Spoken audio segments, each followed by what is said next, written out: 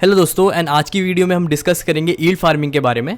और yield farming एक तरीके से काफ़ी ट्रेंडिंग एंड हॉट टॉपिक है डीफाई नेटवर्क में। और बहुत लोगों को ये समझ में नहीं आता यील्ड फार्मिंग क्या चीज़ है एंड लिक्विडिटी पूल्स क्या है। तो आज की वीडियो में हम सारी चीज़ें डिस्कस करेंगे और इन प्लेटफॉर्म्स के बारे में देखेंगे कि ये प्लेटफॉर्म्स आखिर करते क्या है। तो मैं एग्जांपल्स के साथ आपको ये समझाऊंगा इन सब के बारे में। तो अगर आपको ये वीडियो अच्छी लगे तो वीडियो को लाइक कर देना और चैनल को सब्सक्राइब कर देना अगर आप नए हो तो। एंड कमेंट सेक्शन में भी बताना कि आपको ये वीडियो कैसी लगी एंड फ्यूचर में कौन सी वीडियो हम आपके लिए लाएं। और इसको शेयर भी कर सकते हो अपने दोस्तों के साथ। तो ज़्यादा टाइम नहीं वेस्ट करते हैं, समझते हैं यील्ड फार्मिंग के बारे में। तो सबसे पहले यील्ड फार्मिंग में जाने से पहले आपको ये समझना पड़ेगा कि डीफाई क्या होता है। तो डीफाई जिन लोगों को नहीं पता, डीफाई इज़ डिसेंट्रलाइज फाइनेंस। ठीक है, तो अभी क्या है कि डिसेंट्रलाइज फाइनेंस का मतलब ये है कि जो भी हमारे फाइनेंशियल सिस्टम्स हैं, समथिंग लाइक बोरोइंग, लेंडिंग हो गया, बोरोइंग हो गया एंड आपका एक्सचेंज हो गया एंड वॉलेट्स हो गए, इसको हम डिसेंट्रलाइज में भी डाल सकते हैं। अभी क्या है कि बैंक्स जो होते हैं उस पर हम लेंडिंग कर सकते हैं, मतलब आप डिपॉजिट कर सकते हो, बोरो कर सकते हो, लोन्स ले सकते हो, एक्सचेंज कर सकते हो जाके वहाँ पे करेंसीज़ वगैरह बैंक पे, और वॉलेट्स की तरह भी यूज़ कर सकते हो।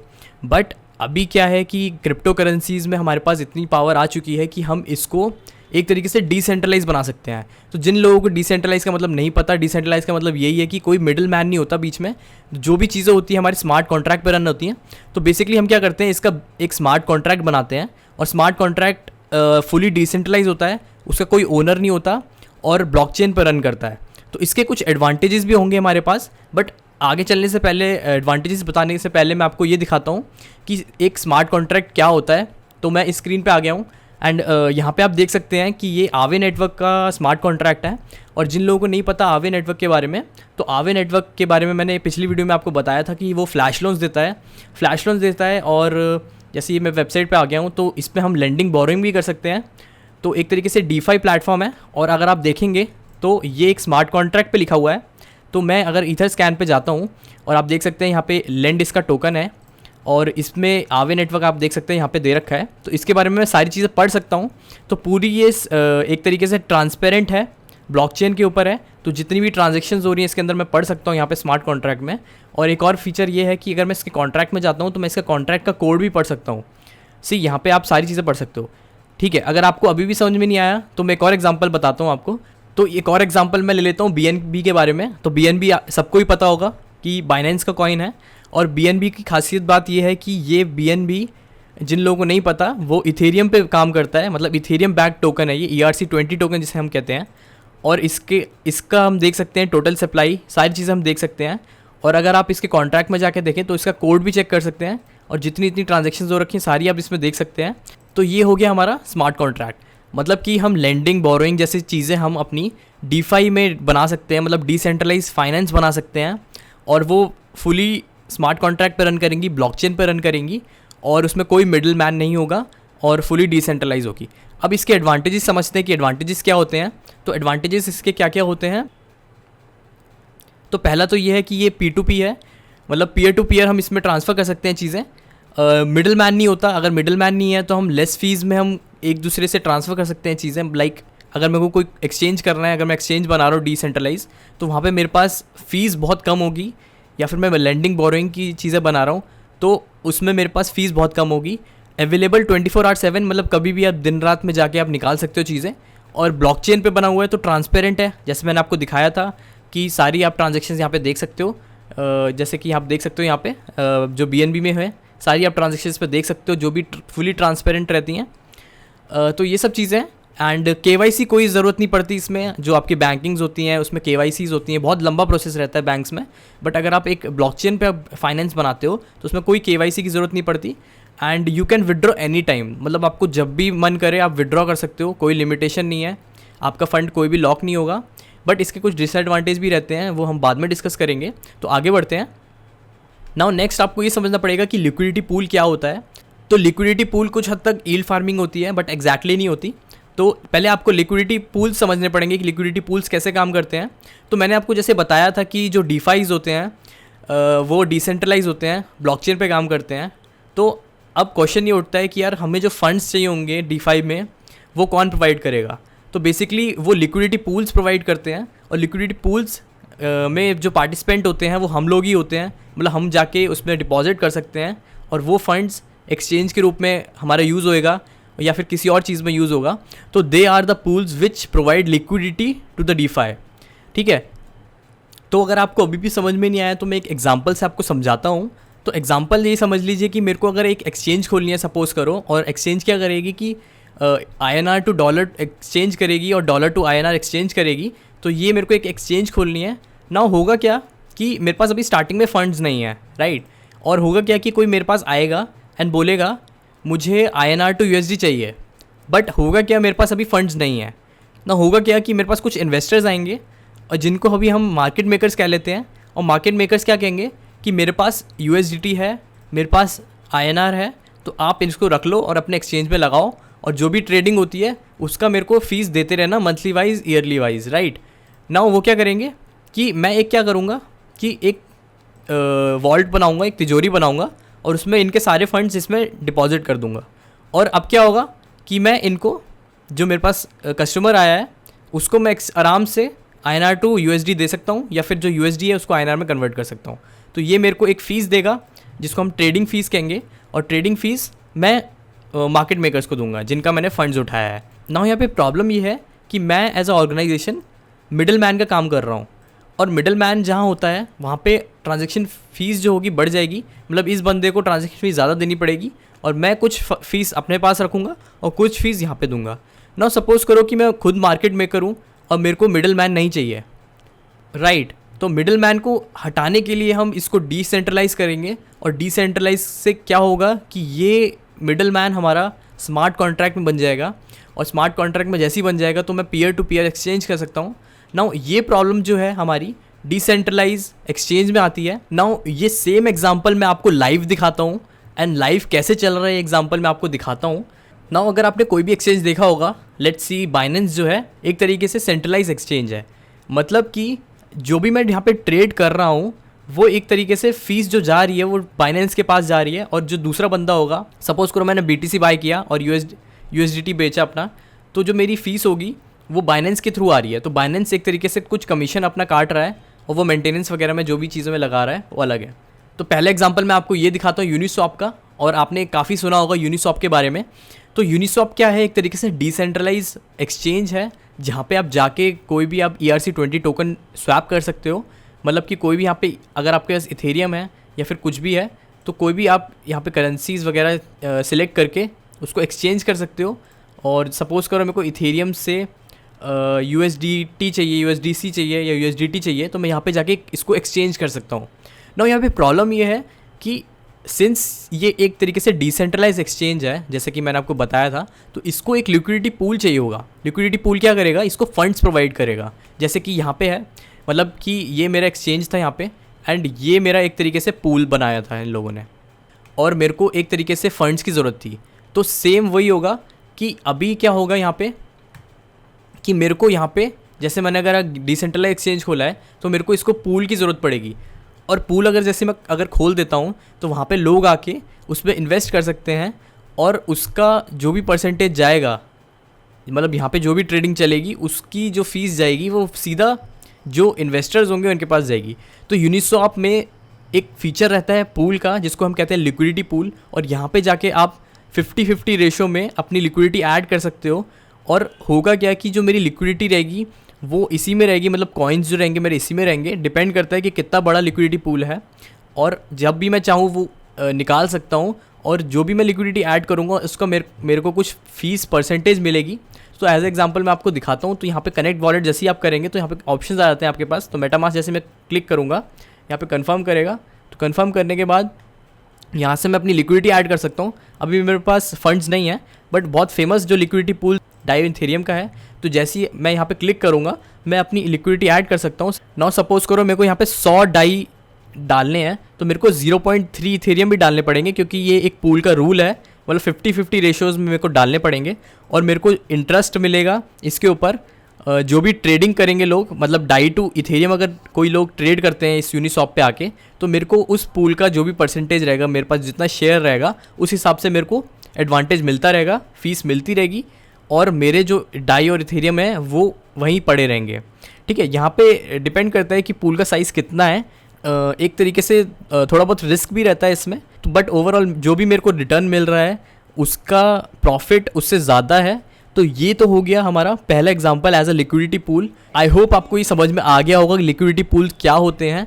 एंड जैसे कि मैंने बताया था यहाँ पे, तो एज अ ये तिजोरी एक तरीके से लिक्विडिटी पूल प्रोवाइड कर रही है।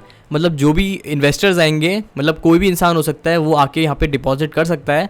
मतलब मेरे वॉलेट में पड़े हुए हैं फंड्स वगैरह, और वो डिपॉजिट कर सकता है और यहाँ पे उसको एक फ़ीस मिलेगी। और फीस जो होगी वो ट्रेडिंग जो जितने लोग ट्रेड करेंगे उतनी उसकी फ़ीस मिलती रहेगी, और ये अपने फंड्स कभी भी निकाल सकता है, no restriction. Now liquidity pool एक बार समझ में आ गया आपको, तो नेक्स्ट चलते हैं यील्ड फार्मिंग के ऊपर। Now what is yield farming? ठीक है, तो बहुत लोग इस पे कंफ्यूज हो जाते हैं कि यार यील्ड फार्मिंग क्या है, हमें समझ में नहीं आ रही। तो बेसिकली जो हमारा डीफाइज है उसमें हम जो रिटर्न ले रहे हैं उसी को हम यील्ड फार्मिंग कहेंगे।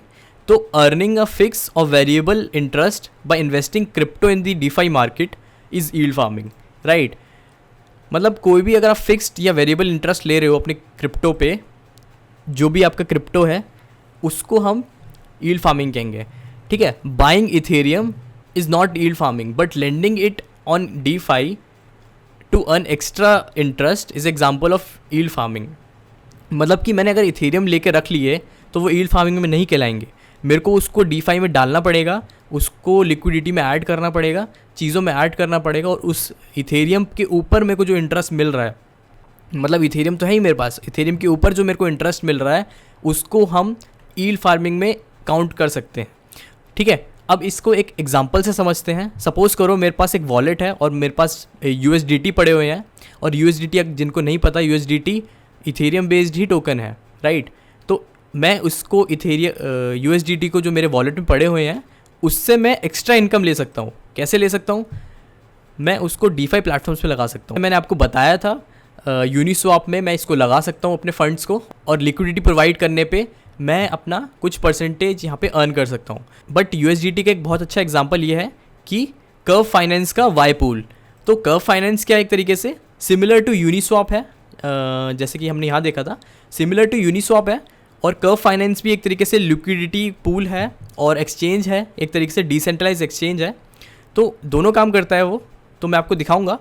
नाउ मैं यहाँ पे एक्स्ट्रा इनकम कमा सकता हूँ एज अ इंटरेस्ट और मार्केट मेकर फ़ी। मतलब जो मैंने लिक्विडिटी में अपना ईथर डाला था, USDT डाला था, वो मैं कमा सकता हूँ यहाँ पे। और होता क्या है कि जो पूल्स रहते हैं, जो भी डीफाई प्लेटफॉर्म्स रहते हैं, वो एक तरीके से मेरे को रिवॉर्ड भी देते हैं, मतलब इंटरेस्ट भी दे रहे हैं, मार्केट मेकिंग फ़ीस भी दे रहे हैं, ऊपर से कुछ रिवॉर्ड्स भी होते हैं। डिपेंड करता है कि अलग अलग पूल्स के बारे में कि कौन से पूल में आप अपना इन्वेस्ट कर रहे हो। तो इस प्रोसेस को हम जो लिक्विडिटी ऐड कर रहे हैं इसको हम लिक्विडिटी माइनिंग भी कहते हैं। तो इसमें एडवांटेज ये है कि मैं कभी भी इसको विड्रॉ कर सकता हूँ, जो कि मैंने अपने वॉलेट से अच्छा ये है कि मैं एक पूल में डाल दूँ और पूल में मेरे को इंटरेस्ट भी मिलता रहेगा और मैं इसको कभी भी निकाल भी सकता हूँ, राइट। तो ये एक सिंपल सा एग्जांपल था यील्ड फार्मिंग का। तो अभी स्क्रीन पे आ चुके हैं और कर्व फाइनेंस की वेबसाइट पे आ चुके हैं, और इसकी वेबसाइट है curve.fi। और इस पे सबसे पहले क्या करता है, ये मेरे को मेटामास्क मानता है। तो मेटामास्क मैं जैसे ही प्रोवाइड करूँगा अपना, तो मेरे को यहाँ पे ऑथेंटिकेट करना पड़ेगा अपना मेटामास्क। और आप यहाँ पे देख सकते हैं, तो मैं थोड़ा जूम कर देता हूँ। तो कर्व फाइनेंस एक तरीके से स्टेबल कॉइन्स एक्सचेंज है। मतलब कि यहाँ पे जितने भी कॉइन्स लिस्टेड हैं ये सारे स्टेबल कॉइन्स हैं, और इनको मैं स्टेबल कॉइन्स में कन्वर्ट कर सकता हूँ अपने किसी और में। सपोज़ करो मैं USDT से मेरे को डाई लेना है, तो मैं यहाँ से USDT सेलेक्ट करूँगा और मैं यहाँ से डाई सेलेक्ट करूँगा, और यहाँ पे जाके मैं सेल कर सकता हूँ अपना, और मेरे को कुछ फ़ीस देनी पड़ेगी। सिंस अभी इथेरियम ब्लॉकचेन में काफ़ी ज़्यादा फीस चल रही है, तो मैं यहाँ पे एक्सचेंज नॉर्मल एक तरीके से एक्सचेंज की तरह भी इसको यूज़ कर सकता हूँ। नाउ बात करते हैं कर्व फाइनेंस के लिक्विडिटी पूल के बारे में। तो अगर आप यहाँ पे जाके वाई पूल को दबाएंगे जो सबसे ज़्यादा पॉपुलर है, तो वाई पे जैसे आप क्लिक करेंगे तो यहाँ पे आप बाय एंड सेल यहाँ पे भी कर सकते हो। बट हम इंटरेस्टेड है अभी डिपॉजिट में, तो डिपॉजिट जैसे ही आप करते हो तो ये एक तरीके से लिक्विडिटी पूल है जो कर्व फाइनेंस का है। तो यहाँ पे मैं क्या कर सकता हूँ, अपने जो भी स्टेबल कॉइन्स हैं लाइक डाई है, USDC है, USDT है या TUSDT है, इनको मैं डिपॉजिट कर सकता हूँ और यहाँ पे मेरे को कुछ इंटरेस्ट मिलेगा। ना होगा क्या कि जैसे ही मैं यहाँ पे अपने कुछ स्टेबल कॉइन यहाँ पे डिपॉजिट करूँगा तो वो पूल में जाएंगे, इसके लिक्विडिटी पूल में जाएंगे, और होगा क्या कि अगर कोई बंदा यहाँ पे आके एक्सचेंज करता है अपने क्रिप्टो करेंसीज तो वो कुछ फ़ीस देगा। जैसे कि आप यहाँ देख सकते हैं $27 फ़ीस है अभी चल रही है। तो एक तरीके से पीयर टू पीयर हो गया, बट होगा क्या कि यहाँ पे जो भी एक्सचेंज होगा वो पूल से होगा, इसके जो लिक्विडिटी पूल है उसमें से फंड्स उठाए जाएंगे और उनको कुछ फ़ीस मिलेगी, राइट। तो जो फीस होगी वो उस प्रोपोर्शन में डिपॉजिट होगी कि कितना मेरा पूल में शेयर है। मतलब सपोज़ करो कि मैंने यहाँ पे अगर 100 USDC डाल दिए तो मेरा जितना भी शेयर बनेगा यहाँ पे उस हिसाब से मेरे को मिल जाएगा अपना शेयर। तो यहाँ पे सारी इसमें इन्फॉर्मेशन दे रखी है, तो इसके बारे में और एक्सप्लेन करूँगा मैं आने वाली वीडियोज़ में। अगर आपको इंटरेस्ट है तो यहाँ से आप विड्रॉ भी कर सकते हो पूल में से, और मेरे को कुछ रिवॉर्ड्स भी मिलते हैं इसमें, उसके बारे में बात करेंगे नेक्स्ट वीडियो में। तो अलग अलग ऐसे प्लेटफॉर्म्स हैं। तो नेक्स्ट हम बात कर लेते हैं बैलेंसर के बारे में। तो बैलेंसर भी एक तरीके से डिसेंट्रलाइज एक्सचेंज है, हम अपने कॉइन्स एक्सचेंज भी कर सकते हैं। तो एक तरीके से नॉर्मल इथेरियम टू बैलेंसर या फिर कोई भी हम टोकन्स में इसको एक्सचेंज कर सकते हैं। तो इसका भी एक तरीके से लिक्विडिटी पूल है, और अगर आप यहाँ पे देखेंगे तो यहाँ पे ऐड लिक्विडिटी आ रहा है, तो मैं जाके यहाँ पे पार्टिसिपेट भी कर सकता हूँ इसके लिक्विडिटी पूल में। और बैलेंसर में क्या होता है कि अप टू 8 कॉइन्स हम इसमें ऐड कर सकते हैं। तो जैसे हमने यूनिसॉप में देखा था, तो यूनिसॉप में सिर्फ 2 कॉइन्स हम ऐड कर सकते हैं, 2 पेयर के ऐड्स कर सकते हैं। मतलब इथेरियम के साथ मैं कुछ और ऐड कर सकता हूँ या किसी के साथ मैं कुछ और ऐड कर सकता हूँ। बट हमने ये देखा कि कर्व फाइनेंस में हम 4 कॉइन्स ऐड कर सकते हैं, 4 स्टेबल कॉइन्स ऐड कर सकते हैं, और बैलेंसर में हम अप टू 8 पेयर्स के कॉइन ऐड कर सकते हैं। तो अगर आप यहाँ पे जाएंगे तो यहाँ पे अगर मैं कनेक्ट करता हूँ अपना वॉलेट, तो अगर मैं यहाँ पे जाता हूँ तो आप देख सकते हैं कि यहाँ पे कई सारे पूल्स मिल जाएंगे जो अभी शेयर्ड पूल्स हैं। और अगर मैं इसमें से किसी में भी क्लिक करता हूँ तो यहाँ पे आप देख सकते हैं कि इतना परसेंटेज मिल रहा है रिटर्न में, स्वैप फीस कितनी है। तो जैसे ही मैं अगर इस पर क्लिक करता हूँ तो मेरे को यहाँ पे टोकन्स मिल जाएंगे कि कितने टोकन्स ऐड हैं। तो यहाँ पे अप टू 8 टोकन्स ऐड हो सकते हैं एक पूल में। तो बैलेंसर एक और तरीके से डीफाई एक्सचेंज है, मतलब एक्सचेंज करके है, डिसेंट्रलाइज एक्सचेंज करके है। तो अब ईल्ड फार्मिंग के ऊपर एक कॉम्प्लेक्स एग्जांपल भी समझ लेते हैं। और बेसिकली ईल्ड फार्मिंग जो स्टार्ट हुई थी वो इस फॉर्मूले पे हुई थी कि मैक्सिमाइज़ कैसे किया जाए अपना जो रिटर्न है। मतलब कि जो भी इतने सारे प्लेटफॉर्म्स आ चुके हैं, जैसे कर्व फाइनेंस है, आवे है, बैलेंसर है, यूनिस्वॉप है, तो मैं किस में जाके अपना इन्वेस्ट करूं कि मेरे को सबसे ज़्यादा मेरे को प्रॉफिट मिले पूल में जाके, किस पूल में जाके मैं अपना इन्वेस्ट करूं जो भी मेरे पास फ़ंड पड़ा हुआ है, तो किस में जाके मैं अपना इसमें इन्वेस्ट करूं जिससे मेरे को मैक्सिमाइज़ प्रॉफिट मिले। तो ईल्ड फार्मिंग में एक हमारे पास कॉन्सेप्ट आ गया कि मैक्सिमाइज़ कैसे किया जाए अपने जो कैपिटल है उसको, जो भी आप रिटर्न्स ले रहे हो उसको मैक्सिमाइज़ कैसा किया जाए। नाउ इसमें हम करते क्या हैं कि हम क्या करते हैं कि जैसे सपोज़ करो बहुत सारे हमारे पास DeFi प्रोटोकॉल्स हैं, जैसे कि कंपाउंड है, DYDX है, आवे नेटवर्क है और कर्व फाइनेंस है। तो हम अपने जो फंड्स होंगे वो उसको रोटेट करते रहेंगे अलग अलग प्लेटफॉर्म्स पे, जिससे हमारे पास बेस्ट स्ट्रैटेजी निकले। तो बेस्ट स्ट्रैटेजी से क्या होगा हमारे पास कि बेस्ट रिटर्न भी हमको मिलेगा। तो एक प्लेटफॉर्म आया था जिसने ये काम ऑटोमेट कर दिया था कि मतलब हर एक्सचेंज पे जाके आप ये स्ट्रैटेजी ढूंढ रहे हो कि किस पे सबसे ज़्यादा हमको प्रॉफिट मिल सके, सबसे ज़्यादा यील्ड किस पे मिल सके, उसको हम यील्ड फार्मिंग कहेंगे। तो एक बहुत ही फेमस डीफाई आया था मार्केट में अभी, और इसका नाम था अर्न फाइनेंस, अगर आपने नहीं सुना होगा तो अर्न फाइनेंस यही काम करता है। और अर्न फाइनेंस क्या करता है कि बेसिकली जो भी आप फंड्स अपने अर्न फाइनेंस में डालोगे वो क्या करेगा, उसको रोटेट करता रहेगा अलग अलग प्लेटफॉर्म्स पे, मतलब कंपाउंड पे करेगा, फिर DYDX पे करेगा, फिर आवे पे करेगा, फिर कर्व फाइनेंस पे करेगा, जिससे वो बेस्ट स्ट्रैटेजी ढूंढ सके जिससे उसको मैक्सिमम प्रॉफिट मिले। लेवल 1 चल रहा है और ये एक तरीके से लेवल 2 आ गया ना। फ़ायदा क्या हुआ यहाँ पे कि अर्न फाइनेंस में जो लोग आए यहाँ पे उनने अपना फंड्स अर्न फाइनेंस के पूल में प्रोवाइड किया, और अर्न फाइनेंस ने एक तरीके से लिक्विडिटी प्रोवाइड की इन सारे प्रोटोकॉल्स को। और जिन लोगों ने लिक्विडिटी प्रोवाइड की थी उनको YFI टोकन मिला, और आपको पता ही है कि YFI टोकन का वैल्यू क्या गई थी। तो एक तरीके से मैक्सिमाइज़ हमने यहाँ पे यील्ड करी थी, मैक्सिमम प्रॉफिट यहाँ पे हमने स्ट्रैटेजी बनाई जिससे हम मैक्सिमम अपना फ़ंड को डाल के मैक्सिमम रिटर्न ले सकें डीफाई के प्रोटोकॉल्स यूज़ करके। ये सब कहानी है यील्ड फार्मिंग की। आई होप आपको समझ में आई होगी। नाउ लास्ट हम ये समझ लेते हैं कि ये सब चीज़ें तो हैं ही, मतलब आप अभी जाके लिक्विडिटी पूल में पार्ट ले सकते हो और वहाँ पे लिक्विडिटी माइनिंग कर सकते हो, यील्ड फार्मिंग कर सकते हो, अपनी सबसे ज़्यादा यील्ड निकाल सकते हो। तो उसके साथ एक रिस्क भी आता है, और रिस्क के बारे में हम डिस्कस कर लेते हैं जो यील्ड फार्मिंग में होता है। तो रिस्क इन यील्ड फार्मिंग क्या है हम समझ लेते हैं एक बार। तो पहला तो है इसमें स्मार्ट कॉन्ट्रैक्ट बग्स, और अगर किसी स्मार्ट कॉन्ट्रैक्ट में बग हुआ तो वहाँ पे अगर किसी कोडिंग में बग हुआ तो हमारा फाइनेंशियल सिस्टम ब्रेक हो सकता है। और सिंस ये एक तरीके से डिसेंट्रलाइज है तो यहाँ पे अगर फंड्स चले गए तो कुछ पता नहीं चलेगा। Now second is the admin की, और एडमिन की का मतलब ये है कि कोई भी अगर एडमिन चाहे तो उसमें चेंजेस कर सकता है प्रोटोकॉल में। तो एडमिन कीज़ भी एक तरीके से रिस्क है यहाँ पे। अगर किसी गलत हाथों में चली जाए एडमिन कीज़ तो वहाँ पे वो इसको मिसयूज़ भी कर सकता है। Next is the liquidity pool hack. अगर कोई भी लिक्विडिटी पूल है जिसमें आपने फ़ंड डाल रखा है और वो हैक हो जाता है किसी रीज़न से, तो वहाँ पे हमारे को एक प्रॉब्लम हो सकती है। और next is the impermanent loss. और इम्परमानेंट लॉस का मतलब ये है कि अगर आप लिक्विडिटी प्रोवाइड करें लिक्विडिटी पूल में और अगर एकदम प्राइस चेंज हो जाता है तो होगा क्या कि वहाँ पे जो पूल होगा उसमें जो रेट्स होंगे वो ऊपर नीचे होंगे काफ़ी। और अगर आप उसी समय अगर आप निकालते हो उस फंड्स को और पूल बहुत छोटा है तो हो सकता है कि जो आपको वापस मिलेंगे कॉइन्स वो उसका रेशो अलग हो सकता है या कम ज़्यादा हो सकते हैं। तो यहाँ पे एक इम्परमानेंट लॉस का भी रिस्क रहता है। और नेक्स्ट इज़ दी जो भी आपको रिवॉर्ड मिल रहा है, जो भी जैसे मैंने आपको बताया था कि अर्न फाइनेंस और कर्व फाइनेंस वगैरह ये सब हमको रिवॉर्ड देते हैं, बट है क्या यहाँ पे कि लोग इसलिए माइनिंग कर रहे हैं क्योंकि उसका रेट बढ़ता जा रहा है अर्न फाइनेंस के कॉइन का। अगर हो सकता है कि उसका प्राइस कम हो जाए तो एक तरीके से मेरा जो रिवॉर्ड होगा वो भी बहुत कम हो जाएगा। तो ये सब रिस्क थे। तो आई होप इस वीडियो में आपने काफ़ी सारी चीज़ें समझी होंगी जो पहले से आपको नहीं पता थी, और आपने समझा होगा कि यील्ड फार्मिंग क्या है, लिक्विडिटी पूल्स क्या है और डीफाई क्या है। और आपको अगर कोई क्वेश्चंस होते हैं तो उसको कमेंट्स में ज़रूर डालना। आई होप मैंने काफ़ी चीज़ें इसमें क्लियर की होंगी। और अगर आपको देखनी है कि कैसे इन प्लेटफॉर्म में एक्चुअल इन्वेस्ट करते हैं और कैसे हम इसमें अपना रिटर्न ले सकते हैं, प्रॉफिट ले सकते हैं, तो उसके लिए मैं एक अलग से वीडियो बनाऊंगा। इस वीडियो का मकसद यही था कि आपको समझाया जाए कि यील्ड फार्मिंग क्या होता है। अगर आपको वीडियो अच्छी लगे तो सब्सक्राइब कर लेना चैनल को एंड लाइक कर देना वीडियो को एंड शेयर करना, जिससे और लोगों को भी यील्ड फार्मिंग के बारे में पता चले और इसके बारे में जो रिस्क हैं वो भी पता चले। तो मिलते हैं नेक्स्ट वीडियो में।